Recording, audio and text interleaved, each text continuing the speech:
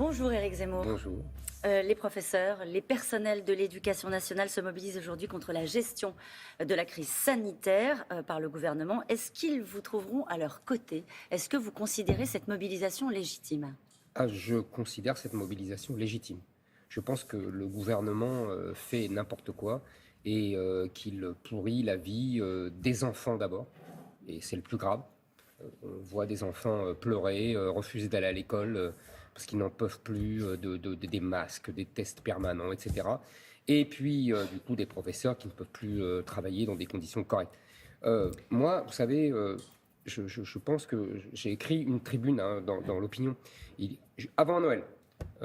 Et je disais déjà à l'époque, il faut qu'on s'habitue à vivre avec, puisque cette épidémie devient endémique, voyez. Donc il faut en finir avec la politique des tests après la chronique d'Axel de Tarlé qu'on vient de voir à l'instant, aussi parce que ça coûte cher? Bien sûr, ça coûte très cher, effectivement, j'ignorais tout cela, mais c'est pas seulement parce que ça coûte très cher à la sécurité sociale, mais c'est aussi parce que nous devons absolument considérer et prendre des mesures qui soient pérennes, puisqu'on va vivre avec, et puisque cette épidémie devient endémique. Donc des mesures qui soient pérennes, donc plus de masques pour les enfants, plus, par exemple, de passe vaccinal. Ça veut dire laisser tourner le virus, ça veut dire laisser circuler le virus. Et ça, c'est la première partie. Et deuxième partie, vraiment inciter, proposer aux gens vraiment à risque, c'est-à-dire les gens les plus âgés, les gens qui ont d'autres maladies graves qui peuvent entraîner. Et donc, les vacciner, puisque, comme on le sait, le vaccin ne protège pas de la contagion, mais il protège contre les formes les plus graves. Donc, ce sont ces gens-là qui ont les formes les plus graves, pas les enfants. Vous voyez, les enfants, ça ne sert à rien de les vacciner ou de leur pourrir la vie à ce point. Vous parlez de l'école. Vous avez présenté quelques propositions pour l'école. On parlait à l'instant même de votre soutien aux professeurs. Vous êtes et donc exprimé il y a quelques jours. Vous voulez rebaptiser l'éducation nationale l'instruction publique. Oui. La dernière fois que ça s'est fait, c'était en 1940. On sait que vous aimez l'histoire. Oh, alors là, excusez-moi, là, vous dites une bêtise. Alors allez-y. Le ministère de l'Instruction publique, c'est sous la Troisième République.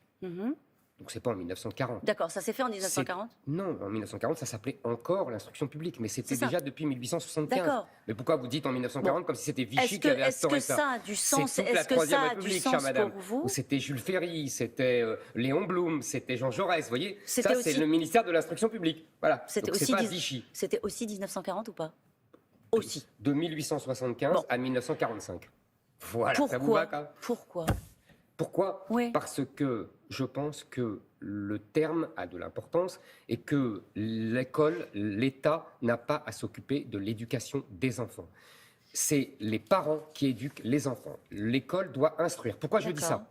Parce que nous avons oublié que nous devions instruire, c'est-à-dire d'abord transmettre des savoirs. Le rôle de l'école, c'est de transmettre des savoirs. Et que cette question d'éducation a été dévoyée en ce que j'appelle une propagande au nom des valeurs de la République, qui n'est qu'un paravent pour une propagande en faveur des lobbies, de lobbies LGBT, des lobbies féministes, des lobbies antiracistes, etc. Donc je veux mettre un terme à cela et je veux revenir à la source de l'école républicaine, qui est la transmission des savoirs et le mérite et l'excellence. Éric Zemmour, le moins qu'on puisse dire, c'est que vous savez précisément ce que vous voulez défendre sur la question de l'école. Je vous remercie. Est-ce que vous voulez juste emporter une bataille idéologique ou est-ce que vous voulez faire? Est-ce que vous voulez réformer? C'est une question sérieuse. Ah, c'est une question sérieuse? Oui. Vous savez... Alors, parce que la question, c'est comment? Comment est-ce qu'on met en application ce que vous dites précisément pour l'école, par exemple? Je vais vous dire... mais sincèrement, sans malice, sur la question des contenus par rapport au contenu pédagogique. Je pense que vous faites un mauvais distinguo, si je puis me permettre. C'est parce que les pédagogistes et ceux qui se prétendent progressistes ont gagné la bataille idéologique qu'ils ont pu détruire l'école. Donc c'est parce qu'ils ont gagné la bataille idéologique qu'ils ont pu faire. Donc je veux faire les deux. Donc comment vous faites? Eh bien, c'est très simple. Par exemple, sur les contenus pédagogiques. Sur les quand vous dites qu'il faut chasser vous voulez dire les programmes, l'islamo-gauchisme, l'idéologie LGBT, le pédagogisme. Alors, comment on fait? Très simple. D'abord, le plus simple. Je les interdis d'école.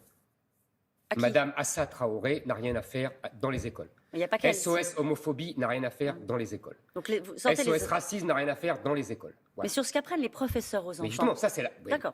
C'est pas négligeable. Vous voyez, c'est peut-être un symbole, tout ce que vous voulez. Dit. Mais bon. Deuxièmement, sur ce qu'apprennent, il y a les programmes.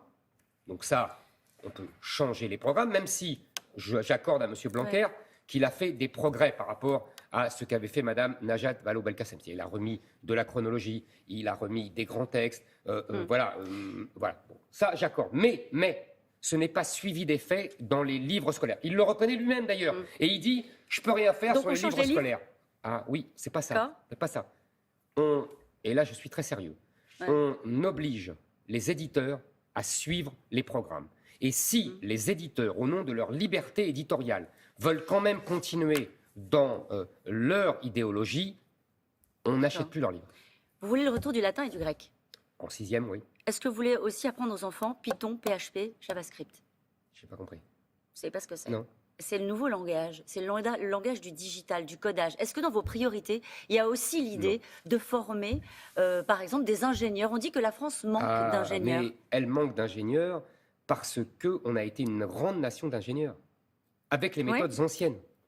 Je veux dire par là que si on est fort en mathématiques, si on est fort en sciences, on aura des très bons ingénieurs comme on a toujours fait. On n'est pas là pour apprendre le codage. À moins, mais pas dans l'école, si vous voulez, entre le primaire et le secondaire. Si on est ensuite dans la partie technologique, informatique, etc., on apprendra. D'ailleurs, il faudra... C'est leur nouveau langage, non? Oui, non, pas le langage des enfants, n'exagérez pas. C'est un langage technique qu'il faut apprendre si on veut se spécialiser dans cette partie. D'ailleurs, on développera l'apprentissage. Je pense que, puisqu'on supprime le collège unique, et qu'on remet des classes de niveau, on peut, dès la 4e, développer les orientations pour que les enfants qui sont doués pour certains métiers puissent le faire avec épanouissement et sans être considérés comme des médiocres ou des ratés. Dans votre manière de gouverner, si vous arrivez aux responsabilités, Éric Zemmour, comment est-ce que vous imaginez conduire les réformes en passant en force avec autorité? Il n'est pas facile à réformer ce pays. Vous êtes observateur de la vie politique depuis si longtemps. Passer en force avec autorité ou concerter, parfois même en allant jusqu'à édulcorer vos ambitions. Je vais vous dire, dans un pays qui est un peu éruptif, ça ne vous a pas échappé non plus. D'abord, je ne m'inscris pas dans la logique de la classe politique depuis 30 ans. Je ne souhaite pas réformer le pays. Je veux le sauver. Je veux le sauver parce que je pense qu'il est en danger de mort et qu'il est menacé de grands remplacements. Et que le peuple français est menacé de remplacement par un autre peuple. Vous pensez que les Français croient aux sauveurs? En tout cas, ils veulent être sauvés. Je vous assure que vous viendrez avec moi, si vous voulez, dans toutes les salles où je vais, et vous avez vu qu'il y a du monde, et vous verrez ce que les gens me disent. Sauvez-nous. Sauvez-moi. Sauvez-nous, pas sauvez-moi. Sauvez-nous. Sauvez-nous en tant que Français, en tant que peuple français. Ne nous laissez pas tomber.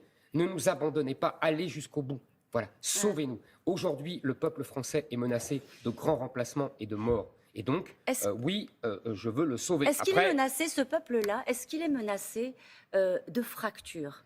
Quand vous voyez, par exemple, la montée ces derniers mois de violences, notamment contre les journalistes parfois, contre les élus, contre les députés, déjà, est-ce que vous condamnez fermement, sans ambiguïté, l'ensemble de ces violences? Et comment lutter contre ces fractures, contre ce côté éruptif de notre pays? Évidemment que je condamne toute violence, évidemment.